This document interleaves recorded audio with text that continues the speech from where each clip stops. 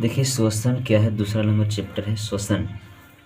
वायुमंडल में ऑक्सीजन को शरीर की कोशिकाओं तक पहुंचाना तथा शरीर के अंदर से निर्मित CO2 यानी कार्बन डाइऑक्साइड को शरीर से बाहर निकालने की प्रक्रिया को श्वसन कहा जाता है।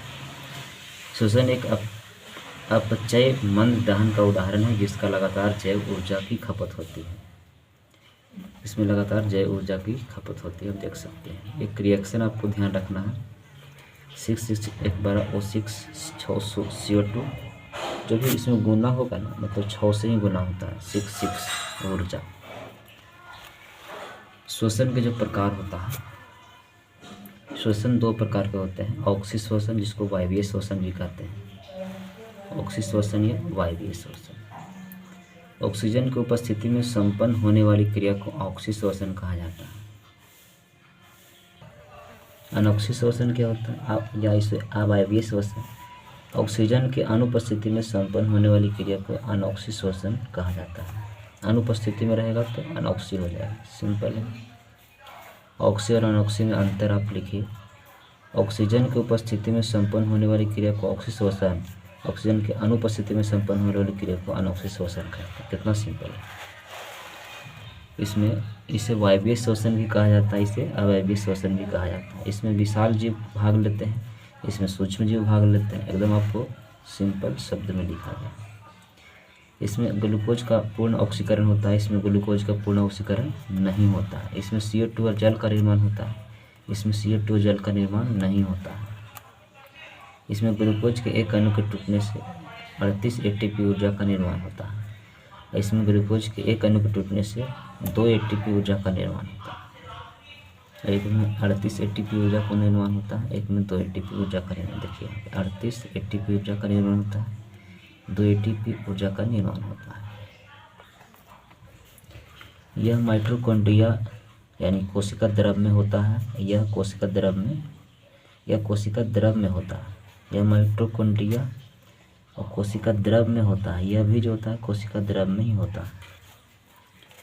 तो ये 7वां नंबर हो गया। आपको 6 या 5 याद करना होता है। मानव में श्वसन क्रिया का सचित्र वर्णन कीजिए। भोज्य पदार्थों का ऑक्सीजन क्रिया के फलस्वरूप ऊर्जा निर्माण की प्रक्रिया को श्वसन कहा जाता है। रिएक्शन आपको पीछे भी लिखा हुआ था। श्वसन तंत्र में जो है प्रमुख अंग भाग लेते हैं। एक है नासा गुहा। नाक श्वसन तंत्र का प्रारंभिक अंग होता है, जिसमें 2 छिद्र पाए जाते हैं। छिद्र की सहायता से हवा को अंदर किया जाता है। नासा गुहा के दीवार पर कुछ बाल पाए जाते हैं जो हानिकारक जीवाणु और धूल कण को शरीर के अंदर में जाने से रोकता है। ग्रसनी क्या होता है? नासा गुहा के आगे घुमावदार संरचना को ग्रसनी कहा जाता है। नासा गुहा के आगे देखेंगे तो घुमावदार संरचना होता है, इसे ग्रसनी कहते हैं। स्वर नली लैरिक्स के पीछे और चौड़ी नली के रूप में खुलती है, जिसे स्वर नली कहा जाता है। इसे आवाज का केंद्र बिंदु भी कहा जाता है। फेरिक्स जिस छिद्र द्वारा लैरिक्स में खुलता है उसे ग्लोटिक्स कहते हैं, उसे ग्लोटिक्स कहा जाता है। ग्लोटिक्स के ऊपर एक ढक्कन होता है जिसे एपिग्लोटिस कहा जाता है, जिसका कार्य है भोजन को स्वर नली में जाने से रोकना। एक होता है ब्रोंकाई। स्वर नली वक्ष गुहा में पहुंचकर 2 भागों में विभाजित हो जाती है, जिसे ब्रोंकाई कहते हैं, और प्रत्येक भाग में एक एक फेफड़ा होता है। चित्र आप देख सकते हैं, मैंने गूगल से आपको लाया है।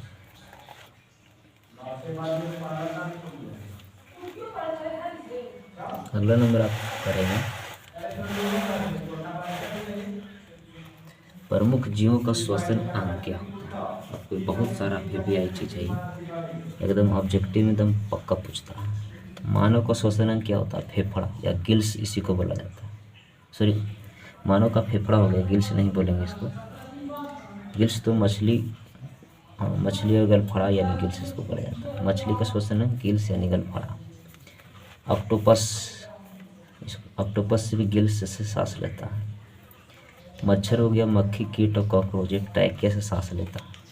शेर, सांप और पक्षी फेफड़ा से सांस लेता है। मेढक त्वचा या फेफड़ा से भी ले सकता है। केचुआ जो होता है त्वचा से लेता है, पूछा जाता है। चूहा फेफड़ा से लेता है। सबसे तेज धड़कन एक ऑब्जेक्टिव क्वेश्चन है, चूहा का होता है। श्वसन क्रिया दो क्रियाओं का सम्मिलित रूप है। किसका किसका है? एक है प्रश्वास, एक है उच्छ्वास। प्रश्वास क्या होता है? श्वसन पहले आपको उच्छ्वास लिखा गया है 2 वाला, उसके बाद 1 वाला, ये उल्टा लिखा गया है। पहले उच्छ्वास ही हम लोग देख लेंगे। श्वसन क्रिया के दौरान शरीर के सभी कोशिकाओं में निर्मित CO2 पुनः हीमोग्लोबिन के साथ मिलकर फेफड़े तक आता है और फेफड़ा उस CO2 को नाक के माध्यम से पुनः उसे वायुमंडल में छोड़ देता है। नाक के माध्यम से कहाँ छोड़ देता है? वायुमंडल में। तो CO2 को हमारे शरीर से बाहर निकालने के इस पूरे प्रक्रिया को उच्छ्वास कहते हैं। CO2 को हमारे शरीर से बाहर निकालने की इस पूरी प्रक्रिया को क्या कहते हैं? उच्छ्वास। कार्बन डाइऑक्साइड प्लस हीमोग्लोबिन अगर मिलता है तो कार्बोक्सी हीमोग्लोबिन बनता है। आपको ऑब्जेक्टिव ध्यान रखना है। कार्बन डाइऑक्साइड हीमोग्लोबिन सभी क्रिया करेगा तो कार्बोक्सी हीमोग्लोबिन बनता है। जब CO2 को शरीर से बाहर निकलने के दौरान हमारे शरीर में मौजूद हीमोग्लोबिन के साथ मिलता है तो ऐसे हीमोग्लोबिन को कहा जाता है कार्बोक्सी हीमोग्लोबिन। प्रश्वास है एक उच्छ्वास के सम्मिलित रूप को श्वासोच्छ्वास कहते हैं। प्रश्वास और उच्छ्वास के सम्मिलित रूप को क्या कहा जाता है? तो श्वासोच्छ्वास कहते हैं। प्रश्वास क्या होता है? पहला जो छोड़ दिए थे हम लोग, श्वसन क्रिया के दौरान हवा का नासिका यानी नाक से होते हुए फेफड़े तक पहुंचना एवं ऑक्सीजन का फेफड़े की दीवारों में स्थित रक्त कोशिकाओं के माध्यम से हीमोग्लोबिन की सहायता से शरीर के सभी कोशिकाओं में जाने की क्रिया को प्रश्वास कहते हैं। शरीर के सभी कोशिकाओं में जाने की क्रिया को प्रश्वास कहते हैं या कहलाती है। जब ऑक्सीजन शरीर के अंदर जाने के बाद हीमोग्लोबिन के साथ मिलता है तो उसे ही ऑक्सी हीमोग्लोबिन कहते हैं। यानी हीमोग्लोबिन जो ऑक्सीजन से मिलेगा तो इसे ऑक्सी हीमोग्लोबिन कहा जाता है। पौधों में श्वसन पढ़ना है आपको। पेड़ पौधे अपनी श्वसन की क्रिया पत्तियों, तनों और जड़ों में स्थित छोटे छोटे छिद्रों के द्वारा करते हैं। पौधे में रंध्र पाए जाते हैं जिसके द्वारा पेड़ पौधे सांस लेते हैं। और पढ़िए, तनों में जो रंध्र पाए जाते हैं जिसके द्वारा पेड़ पौधे सांस लेते हैं। जड़ों में मूलरोम के द्वारा गैसों का आदान प्रदान किया जाता है। मूलरोम के द्वारा। पौधों में श्वसन अंगों का आदान प्रदान शरीर की सतह द्वारा विसरण क्रिया से होता है। शरीर की सतह द्वारा विसरण क्रिया द्वारा होता है। पेड़ पौधों में श्वसन की क्रिया बहुत मंद गति से होती है। पेड़ पौधे भी श्वसन क्रिया में ऑक्सीजन गैस लेते हैं और CO2 छोड़ते हैं। इसमें श्वसन गैसों का परिवहन नहीं होता। जंतुओं में जो होता है श्वसन क्या होता है? सूक्ष्म